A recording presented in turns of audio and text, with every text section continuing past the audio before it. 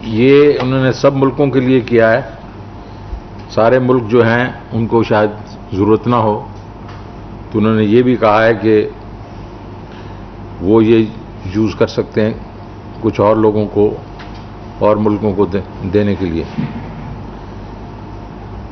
پاکستان کو بھی یہ ملے ہیں ایس ڈی آرز، اور یہ پاکستان کا جو ہمارا شیئر ہے وہ 0.43 ہے %.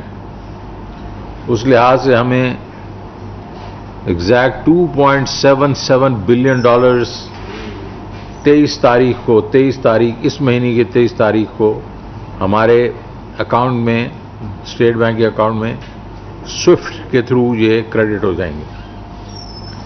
یہ سپورٹ انکنڈیشنل ہے، اس پہ کوئی کنڈیشنز نہیں ہے اور اس کی کاسٹ بھی کچھ نہیں ہے، کیونکہ جو چارج کریں گے وہی اسی سے وہ کاسٹ کور کر کے وہ زیرو امپیکٹ ہوگا. اور اس سے پہلی بات تو سیدھی یہ ہوگی کہ یہ ہمارے اسٹیٹ بینک کے اکاؤنٹ میں آئیں گے تو ہمارے ریزروز اس سے بڑھ جائیں گے.